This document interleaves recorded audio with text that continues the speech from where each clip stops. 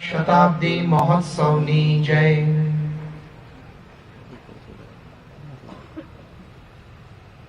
આજનો આ વિશિષ્ટ કાર્યક્રમ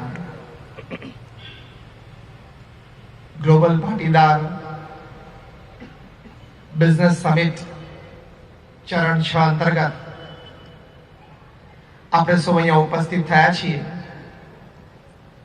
વડીલો શ્રી અધ્યક્ષ ગોવિંદભાઈ, સૌજીભાઈ, મથુરભાઈ, લાલજીભાઈ, ગગજીભાઈ, એચ.એસ. પટેલ સાહેબ, શ્રી નટુભાઈ અને અન્ય સૌ વડીલોને આપ સૌને નમસ્કાર, જય સ્વામિનારાયણ, ગુડ ઇવનિંગ, જય સરદાર, વંદે માતરમ।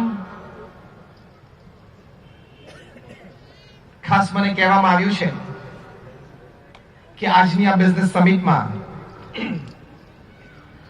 તમે વાત કરજો how to go from good to great. એટલે આપણે બધા જ સારપને વરેલા છીએ, ઘણા સારા વિચારો સાથે સારી પ્રવૃત્તિઓ આપણા વેપાર ઉદ્યોગમાં અને સમાજ માટે આપણે કરીએ છીએ। એટલે સારપ આપણા દરેકમાં છે, પણ સારપમાંથી મહાનતા તરફ જવું હોય, ફ્રોમ ગુડ ટુ ગ્રેટ, એની માટેના ખૂબ સુંદર વિચારો આપણે વડીલો પાસેથી પણ પ્રાપ્ત કર્યા છે। એમાં પહેલી અગત્યની વાત છે કે જીવન હંમેશા પુરુષાર્થ ભર્યું રાખવું। નૈતિક પ્રામાણિક પુરુષાર્થથી જીવનમાં દરેક પ્રકારની પ્રાપ્તિ થાય છે, દરેક પ્રકારની સમાજની સેવા થાય છે। તો નૈતિક પ્રામાણિક પુરુષાર્થથી કોઈ દિવસ પાછું ના પડવું, શ્રદ્ધા ઓછી ના કરવી, શરમાવું નહીં। આફ્રિકાના જંગલ માટે એક કહેવત છે કે રોજ સવારે જ્યારે સૂર્યોદય થાય ત્યારે જે ધીમામાં ધીમું હરણ હોય એને ઝડપીમાં ઝડપી સિંહ કરતા થોડુંક તો ઝડપી દોડવું પડે જો એને સાંજ જોવી હોય તો, અને જે ધીમામાં ધીમો સિંહ હોય એને ધીમામાં ધીમા હરણ કરતા થોડુંક તો ઝડપી દોડવું પડે જો એને સાંજ જોવી હોય તો। આ વાતના અંતે સિદ્ધાંત રૂપે એક વાત લખેલી છે, so whether you are the lion or the deer, when the sun rises you have to run। તમે સિંહ હો કે હરણ હો, સૂર્યોદય થાય એટલે દોડવું તો પડે જ, એ સિદ્ધાંત છે। એટલે પુરુષાર્થ તો પૃથ્વી ઉપર કુદરતે મૂકેલો જ છે, પશુ પંખી માત્રમાં પણ પુરુષાર્થ છે, માટે આપણે પણ હંમેશા પુરુષાર્થને ભરેલા થવું। સફળતા પણ એ જ વ્યક્તિને મળે છે જે સતત પુરુષાર્થને ભરેલા હોય છે। દુનિયાના સૌથી ધનાઢ્ય વ્યક્તિ બિલ ગેટ્સ એક વખત એક નાનું સ્ટાર્ટઅપ માઇક્રોસોફ્ટ થી અમે શરૂઆત કરી। એ 8 ધોરણ ભણેલા છે, પણ દુનિયાના સૌથી સેલ્ફ મેડ બિલિયનર બન્યા। એમને એમનું જીવન ચરિત્ર લખ્યું, business at the speed of thought.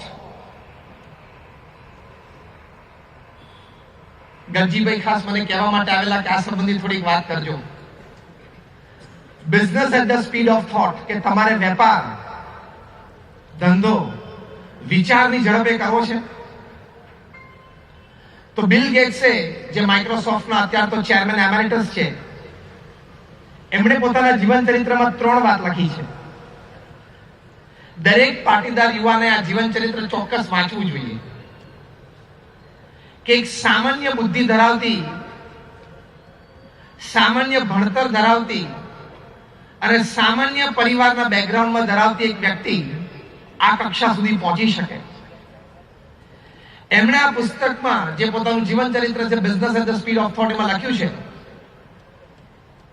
The culmination of 3 things has made me what I am today. હું જે છું એમાં 3 વાત મુખ્ય છે। એમાં પહેલી વાત એમને લખી છે ડિટર્મિનેશન, એટલે કે એક નક્કી કરવું, એક નિર્ણય લેવો કે આ કરવું જ છે। પ્રમુખ સ્વામી મહારાજના ગુરુ શાસ્ત્રીજી મહારાજ આ વાત કરતા, જેમણે બીએપીએસ સંસ્થા વિશ્વવ્યાપી બનાવી. અત્યારે દુનિયાની પ્રથમ 10 સંસ્થા, 10 એનજીઓમાં બીએપીએસ સ્વામિનારાયણ સંસ્થા છે. યુનાઇટેડ નેશન્સમાં પરમેનન્ટ સીટ છે. એ સંસ્થાના સ્થાપક શાસ્ત્રીજી મહારાજ પોતે એક સરસ વાત કરતા હતા કે કોઈ પણ કાર્ય શરૂ કરતા પહેલા 100 વાર વિચાર કરવો. 100 વાર વિચાર કરીને નિર્ણય લીધો હોય, પછી એ કાર્ય કરતા કરતા 100 વિઘ્ન આવે તો પણ ઊભું નહીં રહેવાનું. આપણે ગ્લોબલ પાટીદાર બિઝનેસ સમિટમાં આ નિર્ણય કરીએ કે વિચાર કર્યા પછી એકવાર વાત નક્કી કરીએ કે કરવું છે ને પછી આદરીએ, એમાં 100 વિઘ્ન આવે તો પણ ઊભું નહીં રહેવાનું. તો આ પાટીદારનું ખમીર કહેવાય ને. 100 વિઘ્ન આવે તો પણ ઊભું નહીં રહેવાનું, કમ વોટ મે, પછી ગમે તે પરિસ્થિતિ સર્જાય. બીજી વાત બિલ ગેટ્સ કરતા, ઇન્ટેન્સ હાર્ડવર્ક, જબરજસ્ત પુરુષાર્થ, કઠોર પરિશ્રમનો કોઈ વિકલ્પ નથી. જ્યારે 2000ની સાલમાં અમેરિકાના પ્રેસિડેન્ટ બિલ ક્લિન્ટન ભારત પધારેલા, હૈદરાબાદ હાઈટેક સિટીમાં એક આઈટી પ્રોફેશનલ્સના સેમિનારમાં એમણે એક સુંદર વાત કરેલી. એમણે કહ્યું કે there are 540 million youth in India, એટલે કે 54 કરોડ યુવાનો ભારતમાં છે. 15 થી 35 વર્ષની ઉંમર ધરાવતા 54 કરોડ લોકો ભારતમાં છે. 15 થી 35 એટલે India is the youngest nation in the world. પૃથ્વી પર સૌથી યુવા દેશ એ આપણો ભારત છે. તો 54 કરોડ યુવાનો, એમને તો એ વાત કરી કે તમે 8 કલાક ભૂલી જાઓ, 6 કલાક પણ ભૂલી જાઓ, પણ આ 54 કરોડ ભારતના યુવાનો જો 4 કલાક પણ નિયમિત, વ્યવસ્થિત અને નૈતિક ભર્યું કાર્ય કરે, પુરુષાર્થ કરે, તો બહુ એક અદ્ભુત વાક્ય તત્કાલીન રાષ્ટ્ર પ્રમુખ અમેરિકાના બિલ ક્લિન્ટન બોલેલા કે nobody can stop India from becoming a superpower by 2030. 2030 સુધીમાં ભારત મહાસત્તા બને જ. આ યુવાનોમાં જાગૃત થવાની એક શક્તિ ઉત્પન્ન થાય તો.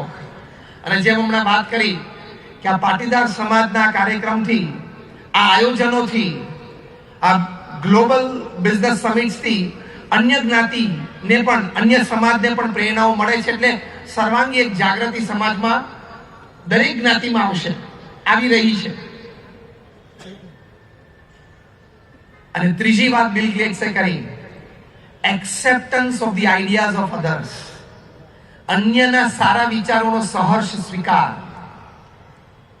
જે પણ આપણા નેટવર્કિંગ માટે ખૂબ જરૂરી છે. સારા વિચારોની આપ-લે થાય, સારા વિચારોની ચર્ચા થાય, એમાંથી શ્રેષ્ઠ વિચાર ઉપાડીને એની પાછળનું કાર્ય થાય. that creates, એટલે કે સર્જન થઈ શકે. તો આપણે પણ જ્યારે મળીએ, એકબીજાને સાહજિક મળીએ, એકબીજાના ઘરે બેસવા જઈએ,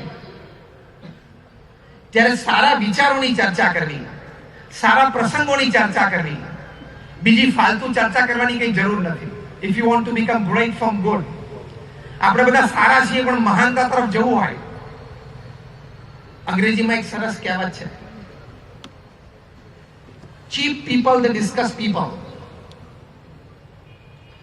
જે સસ્તા માણસ હોય ને એ લોકો માણસોની ચર્ચા કરે કે આ આવો છે ને આવો છે, આ પ્રસંગે આવ્યો તો નહોતો આવ્યો, આને એવું પહેર્યું તું નહોતું પહેર્યું, આવું ખાવું જોઈએ ન ખાવું. Average people they discuss events. Average લોકો હોય ને બુદ્ધિમત્તામાં, એ લોકો પ્રસંગોની ચર્ચા કરે અને કંઈક મેળવવાનો પ્રયત્ન કરે. and great minds they discuss ideas. મહાન બુદ્ધિજીવી વ્યક્તિઓએ હંમેશા આઈડિયાઝની ચર્ચા કરે અને આઈડિયાઝની ચર્ચામાંથી જ ઘણું નવું સર્જન છે. આજે બેંગ્લોર છે, it is the startup capital of the world. દુનિયાનું સ્ટાર્ટઅપ કેપિટલ, રાજધાની. નવા નવા વિચારો સાથે નવો નવો વેપાર ધંધો. એવરેજ તમે રોજ ન્યૂઝપેપરમાં વાંચશો કે બેંગ્લોરના એક નવા સ્ટાર્ટઅપને $1 million કે $2 million કે $5 million પ્રાઇવેટ ઇક્વિટી અથવા કંઈક પૈસાની જોગવાઈ થઈ.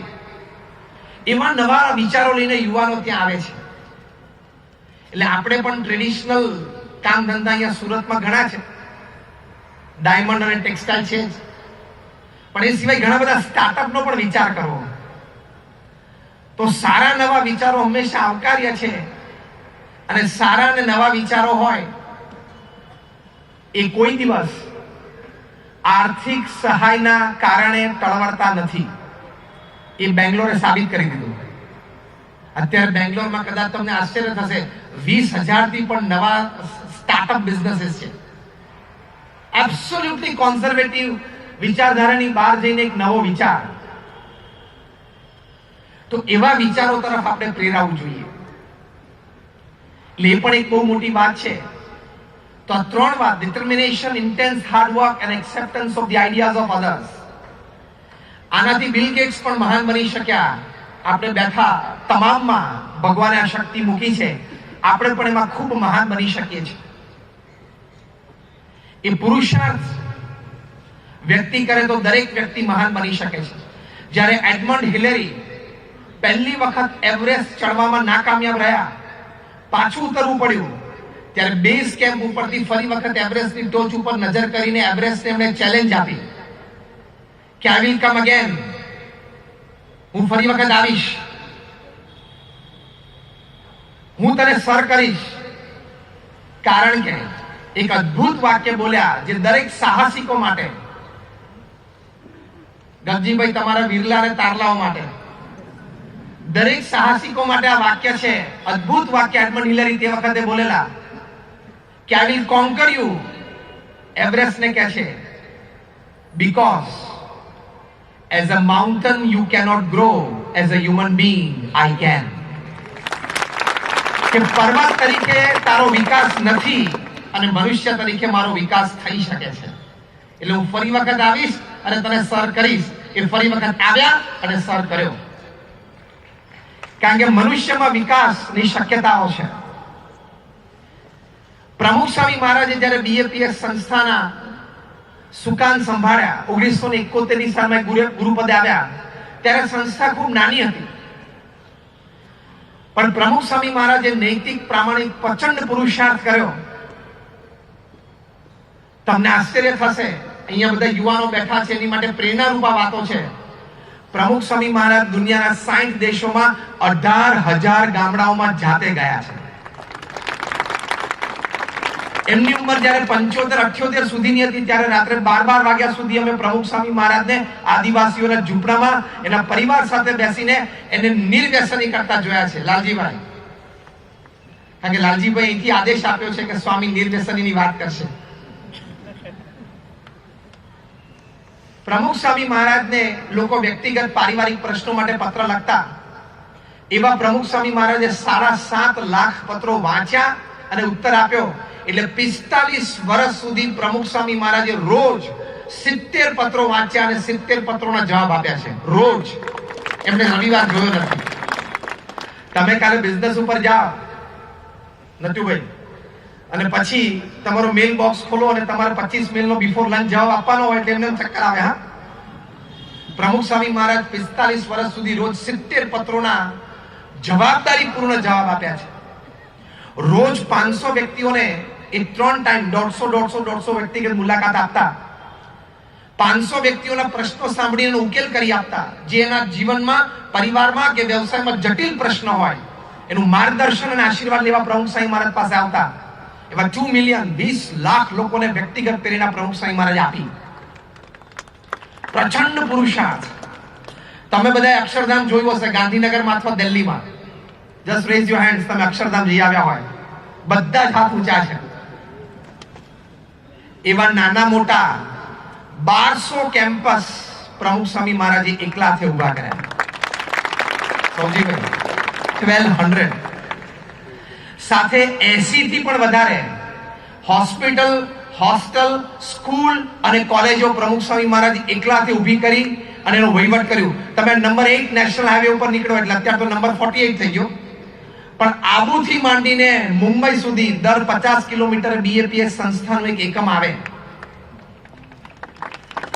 એટલો પ્રચંડ પુરુષાર્થ કરીને આ સંસ્થાઓ એમણે ઊભી કરી. એની માટે ગિનિસ બુક ઓફ વર્લ્ડ રેકોર્ડ્સમાં પણ એમનું 6 વખત નામ છે. અમેરિકામાં 40 શહેરોમાં પ્રમુખ સ્વામી મહારાજને કી ટુ ધ સિટી અર્પણ થઈ છે. બ્રિટિશ પાર્લામેન્ટ, કેનેડિયન પાર્લામેન્ટ, કેન્યાની પાર્લામેન્ટમાં સ્ટેન્ડિંગ ઓવેશન સાથે એમનું સન્માન થયું છે. પણ 92 વર્ષની ઉંમર સુધી પ્રમુખ સ્વામી મહારાજે આ નૈતિક પ્રામાણિક પુરુષાર્થ સમાજના ઉત્થાન માટે કર્યો, એ આપણી માટે આદર્શરૂપ છે.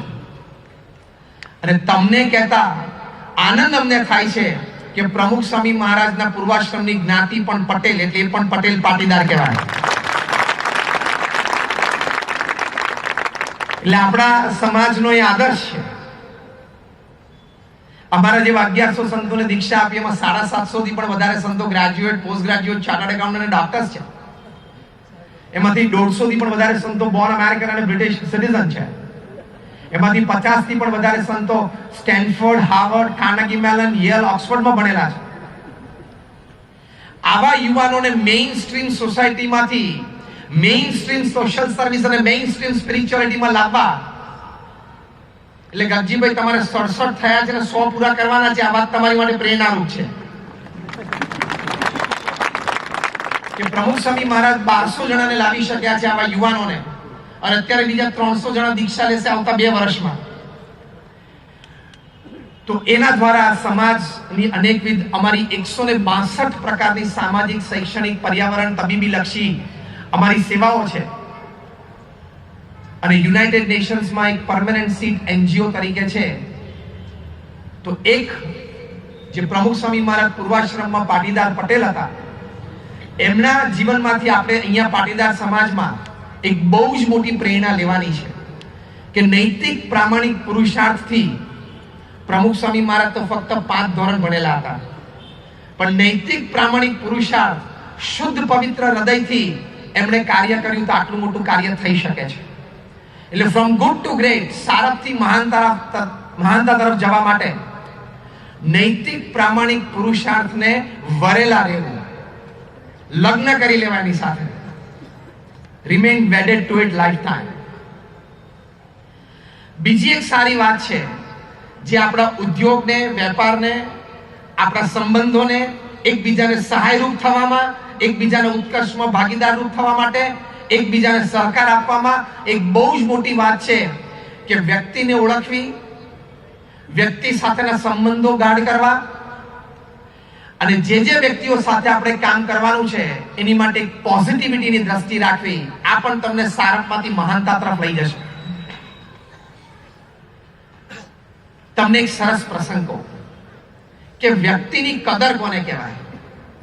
તમારા વેપાર ઉદ્યોગમાં તમારા જે કર્મચારીઓ છે એની કદર શું કહેવાય. અહીં તો ધોળકિયા પરિવાર, સૌજીવન, એ લોકો આદર્શ છે આપણા આખા સમાજ માટે. એમની તો ઘણી બધી વાતો આપણને ખબર છે. દુનિયામાં સૌથી પ્રથમ જે અબજોપતિ બનેલા, first dollar billionaire upon this earth, J D Rockefeller, એમની કંપનીમાં એક કર્મચારીના ખોટા નિર્ણય અને ભૂલના લીધે તે જમાનામાં, એટલે 1965-68ની સાલની આ વાત, $2 મિલિયન એટલે કે $20 લાખ ખોટ ગયેલી. રોકફેલરને આ વાતની ખબર પડી. એમને કર્મચારીને પોતાની ઓફિસમાં બોલાવ્યા. એટલે કર્મચારીને ખબર હતી કે આજે મને કાઢી મૂકશે, મને સાહેબ ખખડાવશે. જેડી રોકફેલરે ડ્રોવરમાંથી એક નાની ચિઠ્ઠી બહાર પાડી, ટેબલ ઉપર મૂકીને એમને કહ્યું કે તે જે આ કંપની માટે છેલ્લા 18-20 વર્ષથી સારા કાર્યો કર્યા છે અને કંપનીને જે લાભ થયો છે એ હું તને પહેલા ગણાવું. અને પછી કહ્યું કે તે જે વફાદારી પૂર્વક આ કંપનીમાં કામ કર્યું છે આટલા વર્ષોથી, એની સામે તારી એક ભૂલ મારી નજરમાં આવતી નથી. એટલે તને ખાલી હું રિટેન નથી કરતો, તું વધારે સારા નિર્ણયો લઈ શકે એની માટે આજથી હું તને પ્રમોશન આપું છું. એ વ્યક્તિને પણ એમ અહેસાસ થયો, એક અંતરદ્રષ્ટિ થઈ કે મને મારી ભૂલ માફ કરીને મારા શેઠે આવી એક મોટી જવાબદારી આપે છે, તો મારે પણ વિશેષ કાર્ય કરીને આ ખોટ ભરપાઈ કરવી. એને 1.5-2 વર્ષમાં જ વિશેષ ધંધો શોધી લાવી અને આ ખોટ વ્યાજ સાથે પૂરી કરી દીધી. તો તો આ બિઝનેસના એક્સપાન્શન માટે તમારે ત્યાં જે કર્મચારીઓ કામ કરે છે એ પણ તમારો એક પરિવાર છે. It is your family. એક પરિવાર ઘરે છે અને એક પરિવાર ઓફિસમાં છે, ફેક્ટરી પર છે. એવી જ ભાવના હંમેશા રાખવી. એની સાથે આપણા સંબંધો વધે. કારણ કે હાર્વર્ડ યુનિવર્સિટીના એક સર્વે પ્રમાણે મેનેજમેન્ટની દ્રષ્ટિએ એક સુંદર સંશોધન બહાર પડ્યું છે. એક વાક્યમાં શબ્દશઃ હું તમને વાત કરું, એમણે કહ્યું કે 90% of your business and its growth is dependent upon your human relations with people. 90% તમારો ધંધો અને ધંધાનો વિકાસ એનો આધાર તમારા વ્યક્તિઓ સાથેના માનવીય સંબંધો ઉપર આધાર છે. કારણ કે આજે 21મી સદીમાં બધા પાસે ક્વોલિટી છે, દરેક પાસે બુદ્ધિ છે, ઇન્ટરનેટ એટલે ઇન્ફોર્મેશન હાઈવે દરેક પાસે છે. તો આ સામ્યતાની વચ્ચે કયા એક ગુણથી તમે આગળ વધી શકો છો? એ છે તમારા માનવીય સંબંધો. એની માટે ફરી એક વખત તમને યુવાનોને એક બીજું પુસ્તક વાંચવા માટેની હું અરજી કરીશ, અને એ પુસ્તક છે સ્ટીફન કોવીએ લખ્યું છે ધ 8th હેબિટ. સ્ટીફન કવી દુનિયાના 3000 શ્રેષ્ઠ સક્સેસફુલ વેપારમાં, ઉદ્યોગમાં, સમાજમાં, પરિવારમાં બધી જ રીતે સફળ ગયેલી એવી 3000 વ્યક્તિઓ એમને પર્સનલી મળ્યા, એમના ઇન્ટરવ્યુ લીધા, એમના જીવનની વિચારધારા, રહેણી કહેણી, વ્યવહાર વેપાર કરવાની રીતભાત, એમના કર્મચારીઓ સાથેના એમના સંબંધો, એના ઉપર ખૂબ સંશોધન કરીને આ પુસ્તક લખ્યું. પૃથ્વી પર મેનેજમેન્ટ ધંધાની દ્રષ્ટિએ સૌથી પ્રસિદ્ધ પુસ્તક છે. In 7 Habits of Highly Effective People, કે આ 7 આદતો આ વ્યક્તિઓના જીવનમાં મને કોમન જોવા મળી. હું દરેક 7 આદતોને ડિટેલમાં નહીં વર્ણવું, ખાલી નામાભીકરણ કરીશ. એમાં પહેલી આદત લખેલી પ્રોએક્ટિવિટી, એટલે પ્રતિકૂળ પરિસ્થિતિમાં સાનુકૂળ પ્રતિભાવ આપવો. તમે ડિપ્રેશનમાં હો, તમારું અપમાન થયું હોય, છતાં હસતા ચહેરે મદદરૂપ થવાની ભાવના હંમેશા રાખવી.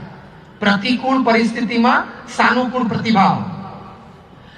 બીજી વાત લખી છે begin with the end in mind.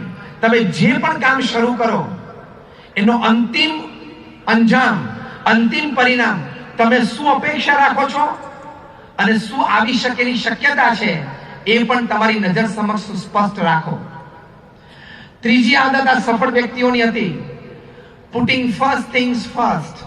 જે જીવનમાં પ્રાયોરિટી છે, જે કરવું જરૂરી છે. આપણી બધાની સામાન્ય આળસ ભરેલી આદતો એવી છે કે આપણને સરળ કામ હોય, સહેલું હોય એ વહેલું કરવું ગમે. જેમાં આપણે બુદ્ધિ શક્તિ આપણે વધારે મૂકવી પડે, થોડો પરિશ્રમ કરવો હોય, એની માટે આપણે રાહ જોઈએ, પછીથી કરીએ, આળસમાં જતું રહેતું હોય છે. પ્રાયોરિટી. ચોથી આદત લખી છે થિંક વિન વિન. આ તો તમારા વેપાર ધંધાના વિકાસ માટે બહુ જ અગત્યની ટેવ દરેકે પાડવી જરૂરી છે. થિંક વિન વિન એટલે હું પણ જીતું, તું પણ જીતે. હું પણ વેપાર કરું, તું પણ વેપાર કરે. હું પણ કમાઉં, તું પણ કમાય. હું પણ સુખી થઉં, તું પણ સુખી થા. હું પણ પ્રગતિ કરું, તું પણ પ્રગતિ કર. આ ભાવથી દરેક સાથે જોડાવું, આ ભાવથી દરેક સાથે વેપાર કરો, આ ભાવથી દરેક સાથે સંબંધ રાખો.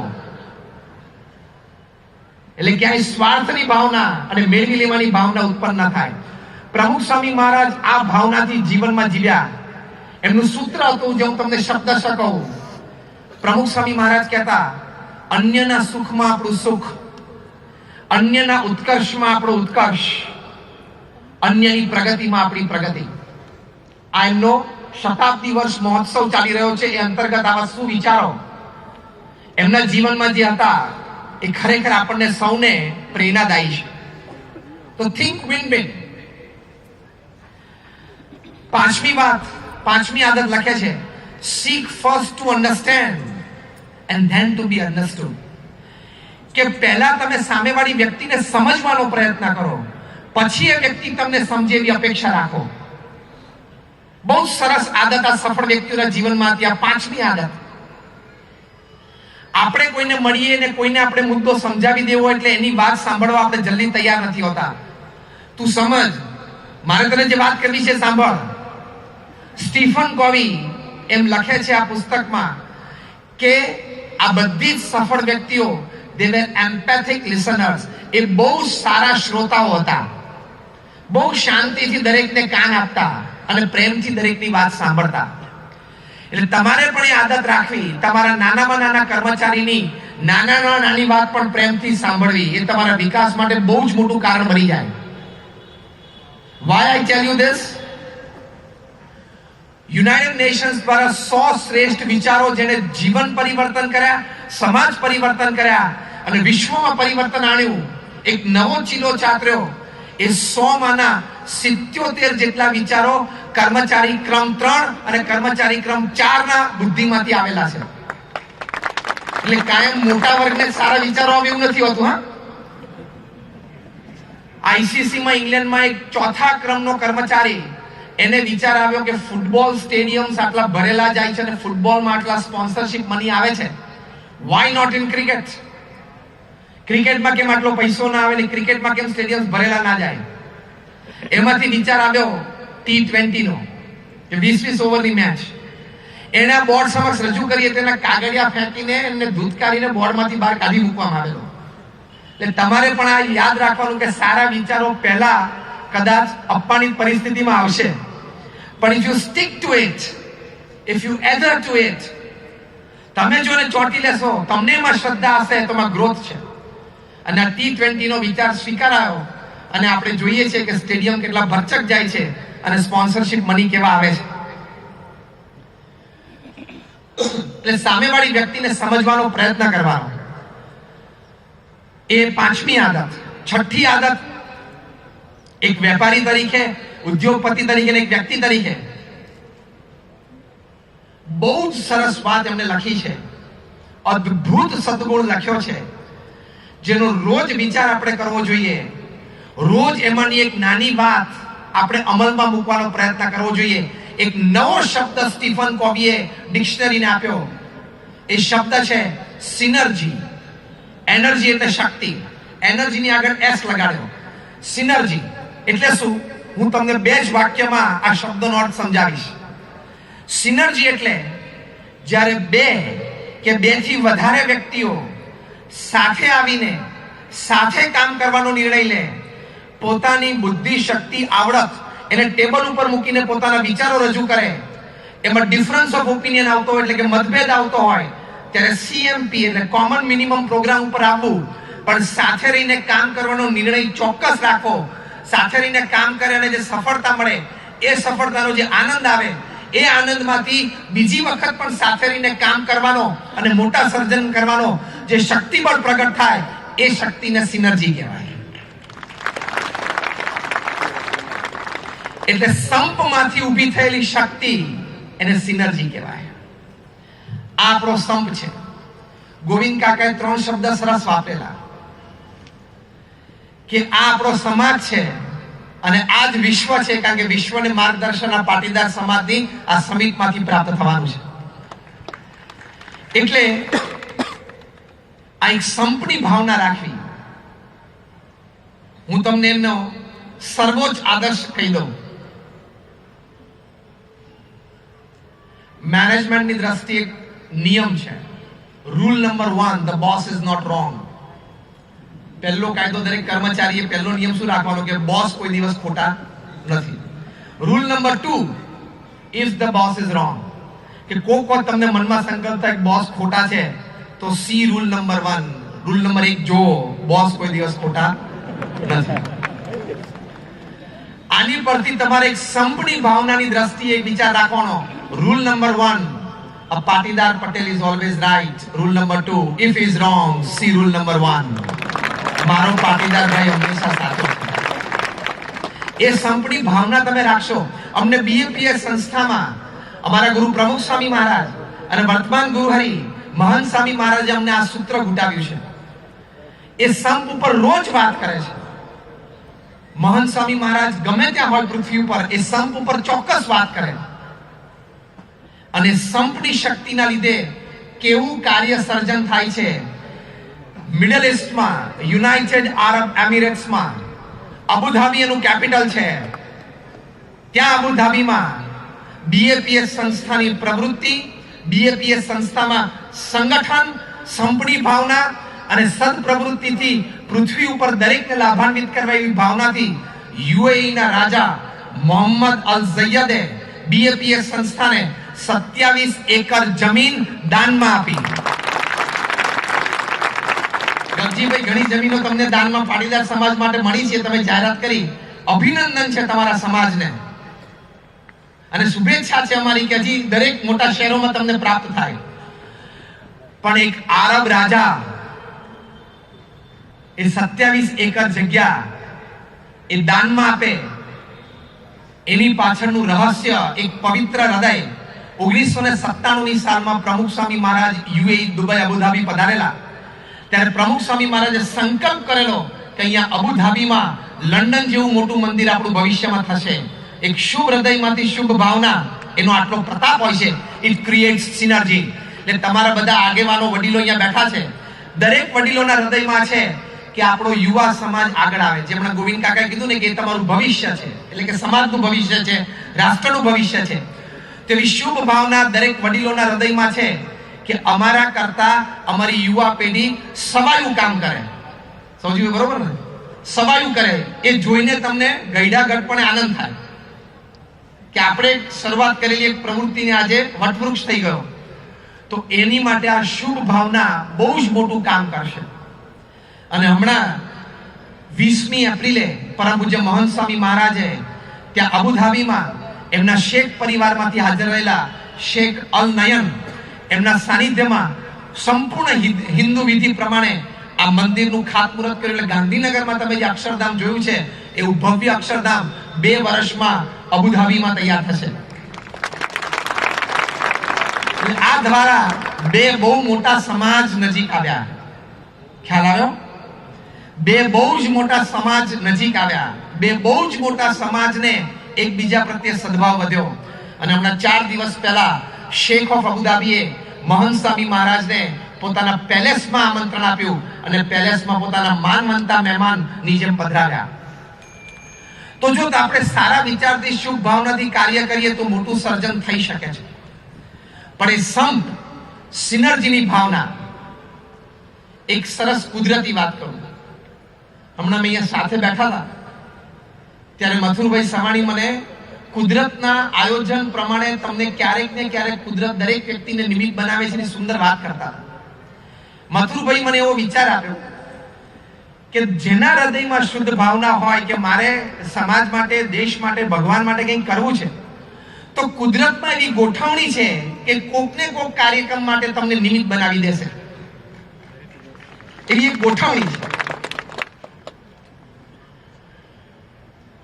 તો તમને સાંભળીને આશ્ચર્ય થશે કે તમે બધા યુવાનો આ સમાજના એકબીજા સાથે નેટવર્કિંગથી, સાથે રહીને, એકબીજાને ઉપયોગી થઈને, એકબીજાના ઉત્કર્ષમાં ભાગીદાર થઈને અને એકબીજાના ઉત્કર્ષથી રાજી થઈને તમે સાથે રહેશો તો કળિયુગમાં સંઘ શક્તિ બહુ મોટી શક્તિ છે.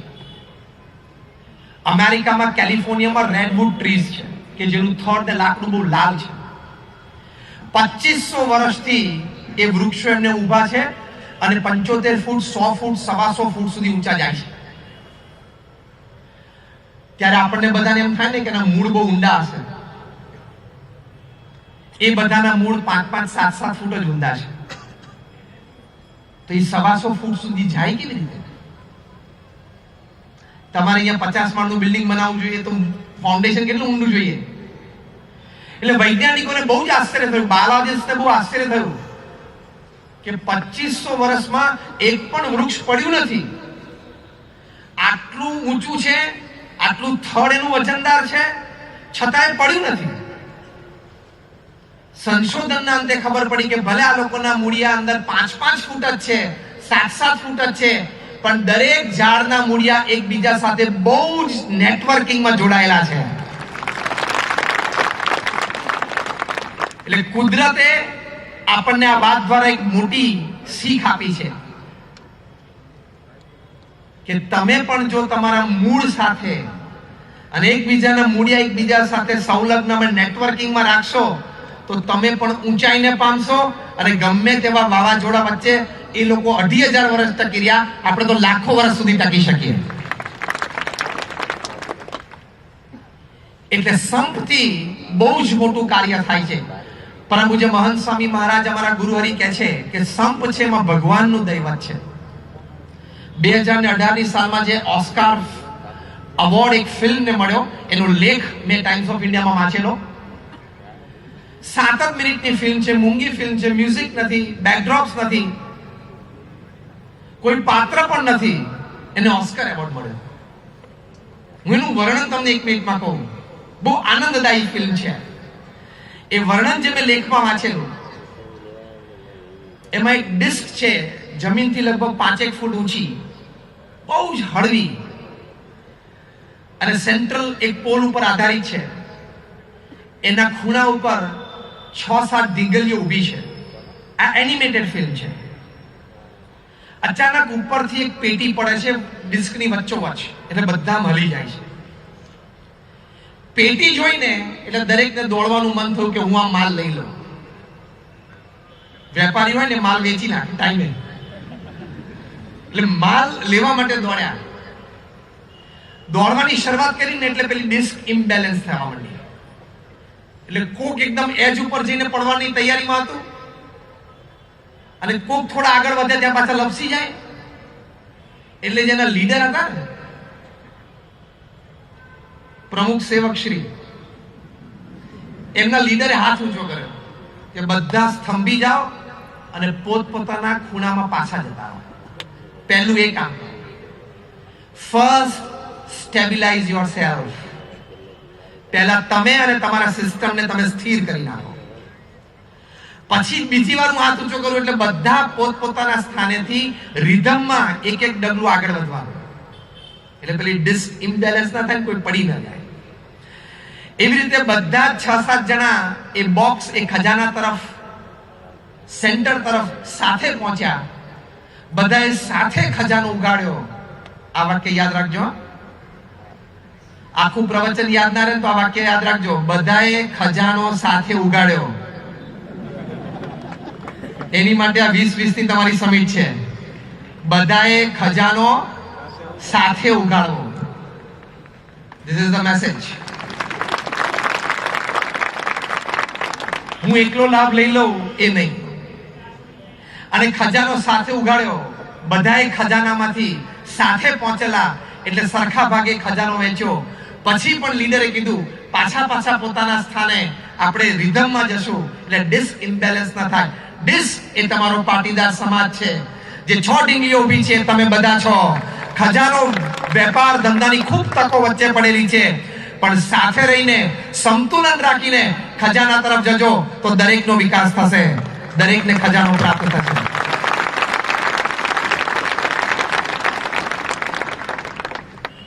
આની માટેની શીખ છે. તમે બધાએ સૂર્યમુખીના ફૂલ જોયા હશે, બધાએ જોયા છે. સૂર્યમુખી જે તરફ સૂર્ય હોય એ તરફ એનું મુખ રાખે. પણ જે દિવસે સૂર્ય છે એ વાદળાઓમાં ઢંકાયેલો હોય, ઘણી વખત ઘાટા વરસાદી વાતાવરણમાં જે વાદળાઓ સર્જાયા હોય એમાં ઢંકાયેલો હોય, તે વખતે તમે સૂર્યમુખીને જોયા છે કે વખતે સૂર્યમુખી કઈ દિશામાં હોય? કારણ કે એને સૂર્ય ક્યાં છે ખબર જ ના પડે ને. વાદળોની અંદર હોય એટલે પ્રકાશ ચારે બાજુથી બહાર આવતો હોય, એક જ જગ્યાએ સૂર્ય ક્યાં છે ખ્યાલ ના આવે. હવે તે વખતે તમે સૂર્યમુખીને ખાસ જોજો, બહુ જ મોટી પ્રેરણા મળશે. એક સમાજના અદના વ્યક્તિ થઈને કેવી રીતે રહેવું ને, આ સૂર્યમુખીમાંથી તમને શીખ મળશે. જ્યારે સૂર્યમાંથી એને શક્તિ ન મળતી હોય, સૂર્ય તરફી જ્યારે સૂર્યમુખી ન બની શકે, સૂર્ય જ્યારે વાદળોમાં ઢંકાયેલો હોય ત્યારે દરેક સૂર્યમુખી ફૂલ એકબીજા તરફ મુખારવિંદ રાખે. વિજ્ઞાન અને બાયોલોજીસ્ટે શોધ્યું ક્યારે એકબીજાની એનર્જી એકબીજાને સપ્લાય કરે છે, કારણ કે સૂર્યમુખી તો સૂર્યની એનર્જીના આધારે જ જીવે છે. એટલે આ ફૂલ નાનું છે, એને ગઈકાલે સૂર્ય ઉદય થયેલો ત્યાંથી આત્મ્યાત્યા સુધી એને ઓછી એનર્જી મળી છે, તો આજે એને એનર્જીની જરૂર છે, શક્તિની. તો મોટું સૂર્યમુખી નાના સૂર્યમુખીને જ્યારે સૂર્ય ન હોય ત્યારે શક્તિ આપે છે. આ વાક્ય પણ યાદ આપજો કે મોટો ઉદ્યોગપતિ હોય એ જે નાનો ઉદ્યોગપતિ હોય એને જ્યારે તક ઓછી હોય, સૂર્ય માથે ના હોય, ત્યારે પોતાની શક્તિ એ નાના કમળને આપવી, તો સમાજનો સર્વાંગી વિકાસ થાય છે. હું હસતા હસતા જ્યારે કોર્પોરેટ્સમાં વાત કરું છું, પ્રોફેશનલ્સને જ્યારે વાત કરું છું, ત્યારે I tell them one thing, that the amount of money that you have in your bank account when you die is the extra work that you did. You shouldn't have done. You should have used that money for some special purpose. એટલે કે તમે જ્યારે મૃત્યુ પામો ત્યારે તમારા bank એકાઉન્ટમાં જેટલા પૈસા હોય એટલું કામ તમે એક્સ્ટ્રા કર્યું, એ નહોતું કરવાનું. એના બદલે સમાજ સેવા કરવાની હતી, અને કાં તો મરો પહેલા એ પૈસા સમાજ માટે, સારા કાર્ય માટે વાપરી નાખવાના હતા. એટલે તમારા પાટીદાર બિઝનેસ ઓર્ગેનાઇઝેશનમાં તમે ઘણા બધા હેતુઓ વર્ણવ્યા ગરજીભાઈ, ઘણા બધા પ્રોજેક્ટ બનાવ્યા. હું તમને એક નવો પ્રોજેક્ટ આજે આપું છું કે જે હોદ્દેદાર સભ્યો છે, જે જવાબદાર ટ્રસ્ટી ઇત્યાદિ જે છે, એ લોકોએ આ પણ પ્રતિજ્ઞા લેવાની છે કે મારા કમાયેલા પૈસા હું મરું એ પહેલા સત્પ્રવૃત્તિ માટે બધા જ વાપરી કાઢીશ.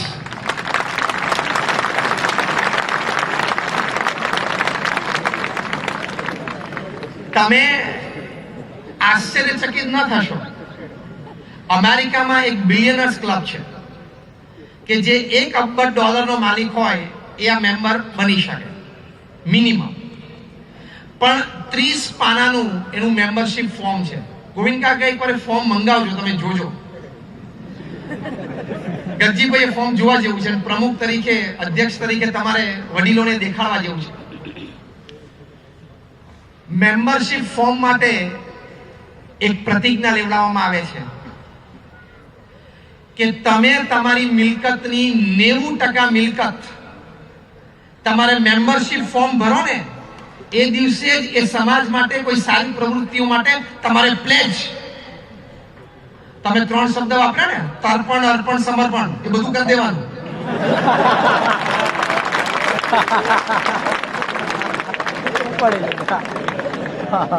તમે મેમ્બર બનો ને એ દિવસે જ, એ સભ્ય પદનું ફોર્મ ભરો એ દિવસે તમારે તમારી 90% બેંક બેલેન્સ અને તમારી એસેટ્સ અને પ્રોપર્ટી તમારે પ્લેજ કરી દેવાની, એટલે સમર્પણ કરી દેવાની. અને સમર્પણ કેવી રીતે કે તમારે તમારી તમામ મિલકત ને તમારા તમામ બેંક એકાઉન્ટ એના દર મહિનાના 10 વર્ષના એડવાન્સ ચેક ભરી સહી કરી મેમ્બરશિપ ફોર્મમાં જોડવાના, પછી તમે મેમ્બર બની શકો. મજા આવી વાત છે ને? આમાં કેમ ઓછી તાલીઓ પડી ભાઈ? હું કઈ મારા વક્તવ્યની દ્રષ્ટિએ તાલીની વાત નથી કરતો, એક વિચારની દ્રષ્ટિએ વાત કરું છું. તમારી 90% બેંક એકાઉન્ટ ને એસેટ્સ તમે એક મહિનાના એડવાન્સ ચેક સાથે 10 વર્ષના એડવાન્સ ચેક તમે આપી દો, એ ફોર્મ સાથે તમે એટેચ કરો, ત્યારે તમને સભ્ય પદ આ ક્લબનું મળે. એટલે તમને તો આશ્ચર્ય થશે ને કે તો પછી આ ક્લબના કોઈ સભ્ય જ ના બને. આજે લગભગ 700 થી પણ વધારે વ્યક્તિઓ આ ક્લબના સભ્ય છે.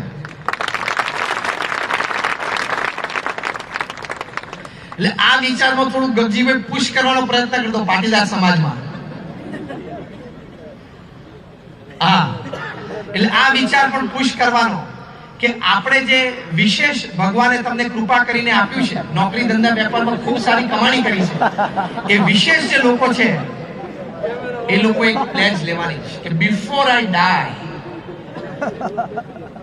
Warren Buffett, Bill Gates, Jackie Chan અને આપણા ભારતના પણ આધુનિક ભામાશાહ અઝીમ પ્રેમજી, બધાએ વાતો સાંભળી ને છેલ્લા મહિનામાં જ $60, $70, $80, $100 નું દાન, અનુદાન પ્લેજ કરી શકતા હોય તો આપણે પણ વિશેષ કરી શકીએ. સંપની ભાવનાથી બહુ જ મોટું કાર્ય થઈ શકે છે. સિમ્ફની એટલે એ પણ એક મોટી વાત છે. અને છેલ્લી અને સાતમી એક સદવિચાર, એક સારો ટેવ જે સ્ટીવન કવી લખે છે, શું ટેવ? શાર્પન ધ સો. એટલે કહે છે કે તમારે લાકડું કાપવાનું હોય, તમને કરવત આપવામાં આવે અને કરવત જો થોડી બૂઠી હોય તો તમને મહેનત વધારે પડે. એટલે કરવત જો થોડી બૂઠી હોય તો તમારે લાકડું કાપવાની શરૂઆત કરો એ પહેલા કરવત છે થોડીક ધારદાર કરવી પડે. એટલે શાર્પનિંગ ધ સો. તો ફિઝિકલ, મેન્ટલ અને ઇમોશનલ કરવત જે આપણી પાસે છે, શારીરિક એટલે કસરત, વ્યાયામ વ્યવસ્થિત કરી અને આપણું શરીર મજબૂત બનાવવું. એમાં વ્યસન મુક્તિની વાત આવે છે. કારણ કે વ્યસનથી તમારું શરીર મજબૂત નહીં બને, તકલાદી બનશે. અમે એવા પણ જોયા છે કે 50 વર્ષ સુધી રોજ 50 ગુટકા માવા ખાતા હોય એને કેન્સર નથી થતું, જીવી જાય છે. એવા કોઈક નસીબદાર નીકળે છે. અને એવા પણ જોયા છે કે 2-4 ગુટકા ખાતા હોય 2-4 વર્ષમાં એને કેન્સર લાગી જાય છે. હવે આ રેન્જમાં તમારી બ્લડ રિએક્શન સિસ્ટમ ક્યાં છે એ તમને ખબર નથી. You don't know. ગોવિંદ કાકાએ જે વાત કરી કે જે પાટીદારનો યુવાનો કોઈ દિવસ ગુટકા ખાતો જ ના હોવો જોઈએ ને, સૌજીભાઈ બરોબર છે ને? તમે ફિલ્ડ માર્શલ માનેકશાનું નામ સાંભળ્યું હશે. પહેલા ફિલ્ડ માર્શલ માનેકશા, જે 1971 નું યુદ્ધ આપણને જીતાવડાવ્યું.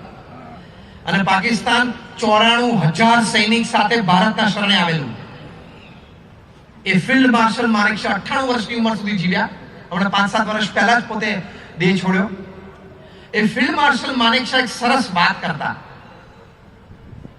મને સૌભાગ્ય હતું કે એકવાર એમને પ્રત્યક્ષ મેં સાંભળેલા. ફિલ્ડ માર્શલ માનેકશા એક સરસ વાત કરતા. એ કહેતા કે કોઈ એમ કે હું મૃત્યુથી નથી ડરતો, તો કાં તો એ જૂઠું બોલે છે અને કાં તો એ ગુરખો છે. ગુરખા રેજિમેન્ટ છે ને ઇન્ડિયન આર્મીમાં. કોઈ એમ કે હું મૃત્યુથી નથી ડરતો, તો કાં તો એ વ્યક્તિ જૂઠું બોલે છે અને કાં તો એ વ્યક્તિ જન્મજાત ગુરખો છે.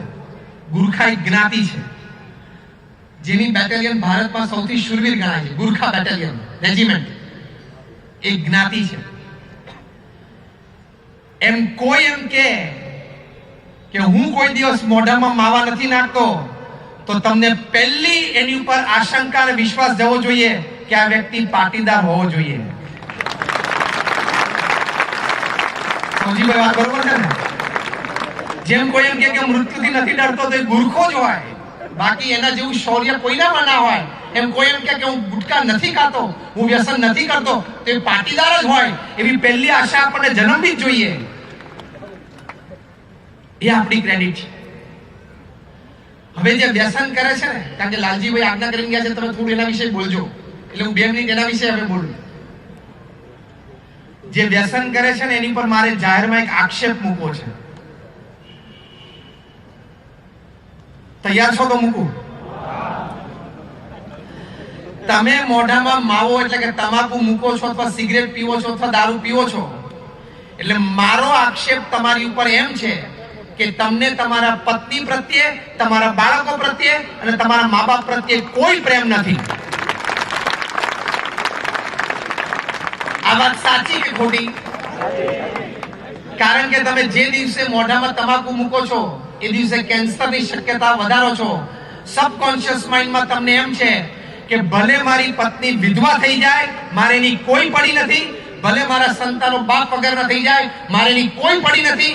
ભલે મારા વૃદ્ધ મા બાપ મારી સેવા વગર ટળવળે, મારે મારા મા બાપની કોઈ પડી નથી.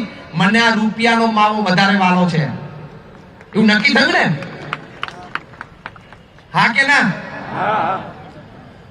તો તમે મોઢામાં તમાકુ મૂકો છો એટલે તમને તમારા પરિવારની કોઈ જ પડી નથી, તમારા પરિવાર પ્રત્યે કોઈ પ્રેમ નથી. તો શું કરવા તમે લગ્ન કર્યા, પરિવાર કર્યો? આક્ષેપ અને આ પ્રશ્ન સાચા કે ખોટા? બોલો.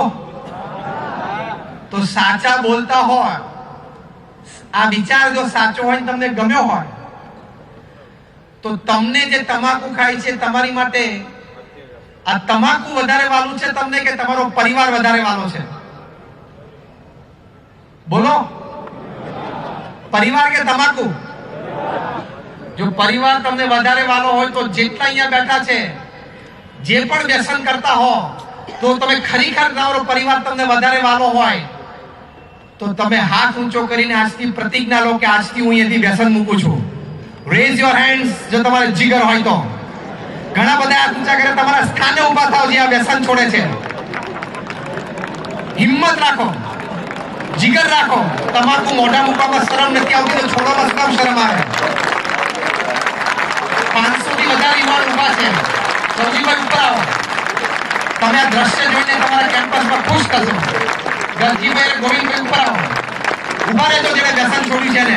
તમને લાખ લાખ અભિનંદન છે અને પ્રમુખ સ્વામી મહારાજ અને મહંત સ્વામી મહારાજ તમને લાખ લાખ આશીર્વાદ કરશે. વડીલોને આપણા દ્રશ્ય દેખાડીએ છીએ કે આટલા યુવાનો તમારા સમાજમાં વ્યસન છોડે છે.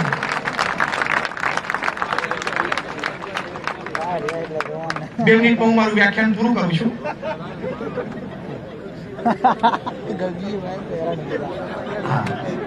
કારણ કે તમે વ્યસન કરશો ને તમારું જીગર ડેવલપ નહીં થાય, તમારું દૈવત અંદરથી બહાર નહીં નીકળે. કારણ કે કોઈ એક જગ્યાએ તમારી ગુલામી છે. વ્યસન એ તમારી ગુલામી છે ને, એટલે કોઈ પણ વ્યક્તિ કોઈ એક જગ્યાએ પણ બિનશરતી ગુલામી કરતો હોય એ વ્યક્તિને બીજા કોઈ પણ ક્ષેત્રમાં જીગર ઉદય થાય જ નહીં. તમારે જો જીગર ઉદય કરવું હોય તો કોઈ જગ્યાએ ગુલામી નહીં કરવાની. આ સિદ્ધાંતની ગુલામી છે, પરંપરાની ગુલામી છે, પ્રણાલિકાની ગુલામી છે, વડીલો હોય સમાજના એના વિચારોની આપણે ગુલામી છે. પણ વ્યસનની ગુલામી તો ના જ કરાય ને, નહીં તો કોઈ જગ્યાએ જીગર ઊભું નહીં થાય. એટલે એ પણ તમે ખૂબ ધ્યાન રાખજો.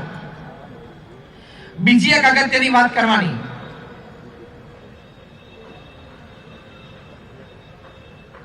how you handle setbacks, failures.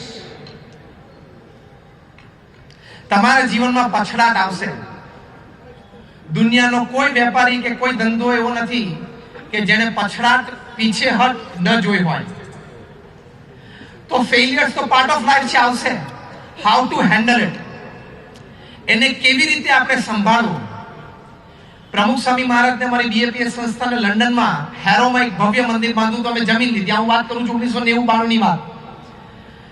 ભારતીય સંસ્કૃતિનું એક આદર્શ પ્રદર્શન ત્યાં મૂકવું હતું જેથી આપણી સંસ્કૃતિનો પરિચય થાય. એ જમીન અમે લીધી. આજુબાજુ લોકોએ અમારી ઉપર કેસ કર્યો કે અહીંયા રાત્રે 12 વાગ્યા સુધી આ લોકો ઢોલ નગારા વગાડશે ને અમારી શાંતિ છીનવાઈ જશે. પશ્ચિમમાં લીગલ પ્રોસેસમાં એક સિગ્નેચર કેમ્પેન પણ હોય. અમે અને પ્રતિસ્પર્ધી બંને જણા નેબરહુડમાં પડોશીમાં સિગ્નેચર કેમ્પેનમાં ગયા કે કોણ વધારે સિગ્નેચર લઈ આવે છે. સ્વાભાવિક છે, એ લોકો સ્થાનિક હતા, અમે તો પરદેશી હતા.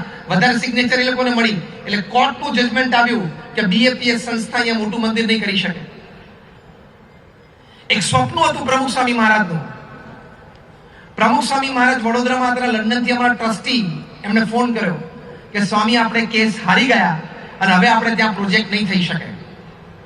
જો એક સેટબેક આવ્યું ને, એક ઝાટકો આવ્યો ને, પ્રમુખ સ્વામી મહારાજ એકદમ સ્થિર રહ્યા. અમારા વડીલ સંત પૂજ્ય વિવેક સાગર સ્વામી આ દ્રશ્ય નજરે જોયેલું.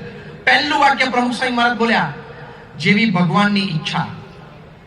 આ વિચાર તમને ખૂબ સ્થિર કરી શકશે. નોકરી ધંધા વેપારમાં કદાચ ક્યાંક ખોટ આવે તો પહેલો વિચાર આ કરવો કે જેવી ભગવાનની ઈચ્છા. બીજો વિચાર પ્રમુખ સ્વામી મહારાજે પ્રદર્શિત કર્યો કે આપણે તો આપણો પુરુષાર્થ, આપણી બુદ્ધિ શક્તિ આવડત પ્રમાણે તમામ કરેલા, હવે જે પરિણામ આવે એ આપણે સહર્ષ સ્વીકારી લેવાનું. Acceptance is a big value. આપણો પુરુષાર્થ આપણે વ્યવસ્થિત કરી લેવાનો, બુદ્ધિ શક્તિ આવડત મૂકીને પછી જે પરિણામ આવે એ સ્વીકારવાની તૈયારી રાખવાની. અને ત્રીજી વાત પ્રમુખ સ્વામી મહારાજ બોલ્યા કે આપણે નક્કી કર્યું છે કે ત્યાં કરવું છે એટલે કરવું જ છે. બીજી જમીન શોધવાનું ચાલુ કરી દો.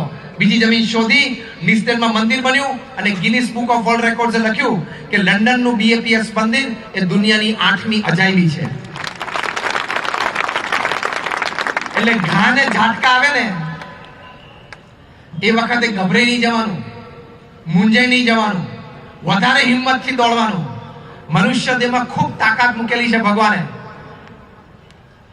તમને આશ્ચર્ય થશે કે જે કર્મચારીઓને 25 કરોડનો પગાર હોય, 50 કરોડનો પગાર હોય, 100 કરોડનો પગાર હોય, એવા કર્મચારીઓ છે આ પૃથ્વી પર જેના વાર્ષિક પગાર 50 કરોડ, 75 કરોડ, 100 કરોડ, 200 કરોડના છે. એટલે કે રોજનો 50 લાખ રૂપિયાનો પગાર એ માલિક નથી, એવા કર્મચારીઓ પૃથ્વી પર છે. એક વ્યક્તિ મારા મિત્ર છે, એનો પગાર લગભગ 20 કરોડ રૂપિયા છે વર્ષે. સાહજિક અમે બેઠા હતા, મેં પૂછ્યું કે તમારો ઇન્ટરવ્યુ નીકળે? તો કે નીકળે ને. તો એમાં જે કેન્ડિડેટ આવે ને પ્રશ્ન શું પૂછે અને પ્રશ્ન પૂછનાર વ્યક્તિ કોણ હોય? કારણ કે 20 કરોડનો પગાર એટલે વ્યક્તિને ઓછામાં ઓછા 15-20 વર્ષનો અનુભવ હોય, 40-50 હજાર કર્મચારીઓ દુનિયાના 60 દેશોમાં સંભાળતા અને સીઈઓ હોય, અને 40-50 હજાર કરોડ, 70-80 હજાર કરોડના વહીવટ દર વર્ષે એમને કરતા હોય. એટલે એને વહીવટના અનુભવમાં કોઈ પૂછવાનું જ નથી. એટલે મેં એમને પૂછ્યું તમને ઇન્ટરવ્યુમાં પૂછે શું? તો એમણે બહુ જ સરસ વાત કરી કે અમને ઇન્ટરવ્યુમાં એક જ પ્રશ્ન પૂછે અને 1 કલાક સુધી અમારે એનો જવાબ આપવાનો. સીઈઓ સાહેબ એચ.એસ. પટેલ, એક જ પ્રશ્ન પૂછવામાં આવે અને એનો જવાબ 1 કલાકમાં આપવાનો. અને પ્રશ્ન હોય, describe a severe setback or a failure in your life and how you deal with it. તમારા જીવનની એક મોટી નિષ્ફળતાનું તમે વર્ણન કરો અને એ નિષ્ફળતા વખતે તમે કેવી રીતે સ્થિર અને શાંત રહ્યા અને કેવી રીતે ચાલ્યા અને નિષ્ફળતામાંથી તમે બહાર આવ્યા એનું વર્ણન તમે 1 કલાક સુધી કરો, અમારે સાંભળવું છે. એટલે એ જે મોટા પગારવાળી વ્યક્તિમાં એક જ ગુણ જોવામાં આવે છે કે જ્યારે કોઈ મોટો ઝાટકો કંપનીને આવશે ત્યારે આ વ્યક્તિ સંભાળી શકે એમ છે કે નહીં. તો એ ઝાટકા, એ સેટબેક કે ફેલિયરમાં આવી સ્થિરતા માટે આ વિચારો ખૂબ અગત્યના છે. એ વિચારોથી તમારી સ્થિરતા રહેશે. અને છેલ્લો એક વિચાર આપીને હું પૂરું કરું. શ્રીમદ ભગવદ્ ગીતામાં ભગવાન શ્રી કૃષ્ણએ વાત કરી છે કે કર્મણ્યવાધિકારસ્તે મા ફલેષુ કદાચન. ભગવાન કૃષ્ણે અર્જુનને કહ્યું કે કર્મ કરવું એ તારો અધિકાર છે, ફળ હું નક્કી કરીશ. આપણે બેઠા એ બધાને આનો પ્રેક્ટિકલ અનુભવ છે, પણ આપણે વિચાર નથી કર્યો એટલે આપણને મનમાં સ્પષ્ટતા નથી. તમે બેઠા છો એ બધાને અનુભવ છે કે ઘણી વખત સારામાં સારા આયોજન અને એક્ઝિક્યુશન અને રિસોર્સિસ લગાડ્યા પછી પણ ધાર્યું પરિણામ આપણે મેળવી શક્યા નથી. હા કે ના? સામે એવા પણ તમને બધાને અનુભવ છે કે ઘણી વખત આયોજન ઓછું હોય, એક્ઝિક્યુશન એડમિનિસ્ટ્રેશન પણ ઓછું હોય અને જેટલા રિસોર્સિસ જોઈતા હતા એટલા ન પણ મળ્યા હોય, છતાં ધાર્યા બાનું પરિણામ આવ્યું હોય. હા કે ના? બે અનુભવ આપણને છે. એનો મતલબ કે ભગવાન શ્રી કૃષ્ણની આ વાત સાચી કે કર્મ તારે કરવાનું, તારી બુદ્ધિ, શક્તિ, આવડત બધી લગાડી દેવાની, પરિણામ હું નક્કી કરીશ. જો આ વિચાર દ્રઢ હોય ને, તમે ક્યારેય તણાવમાં નહીં આવો, તમે ક્યારેય ડિપ્રેશનમાં નહીં જાઓ, હતાશા, નિરાશા તમારી નજીક નહીં આવે. આ જીવનમાં બહુ જ અગત્યની વાત છે. 24/7 365 80 એનર્જી, એન્થુઝિયાઝમ. 24/7 365 80. તમે 24/7 ના સ્ટોર જોયા હશે કે 24 કલાક 7 દિવસ સુધી ખુલ્લા રહે. હું એમાં આગળ વધુ છું. 24/7 365 12 માસ અને ગુણ્યા 80 એટલે શું? 80 વર્ષ સુધી. 24/7 365 80. તમે ઉત્સાહમાં, આનંદમાં અને ખૂબ તાકાતમાં રહી શકો એની માટેનો આ વિચાર છે કે હું મારી બુદ્ધિ, આવડત, શક્તિ પ્રમાણે પૂર્ણ પુરુષાર્થ મારા કાર્યમાં કરીશ, મારા સંબંધોમાં કરીશ અને મારી સેવામાં કરીશ. પણ સાંજ પડે જે પરિણામ પ્રાપ્ત થાય એ હું સહર્ષ, સ્મિત સાથે હું સ્વીકારી લઈશ, જેથી હું સ્થિર રહી શકું, હું તણાવમાં અને ડિપ્રેશનમાં નહીં જાઉં. આ બહુ જ મોટો વિચાર છે.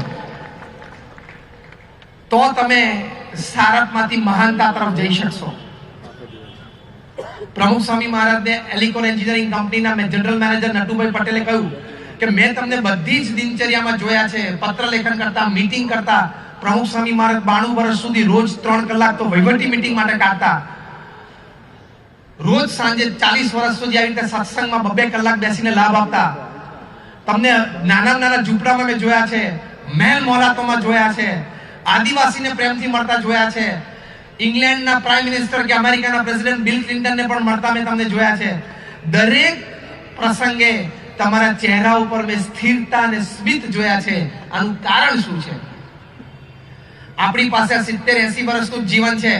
70-80 વર્ષની પડે પણ ચહેરા ઉપર સ્મિત અને આનંદથી જો ના જીવી શકીએ તો જીવન ધૂળનું થઈ જાય ને, એની કિંમત શું રહે?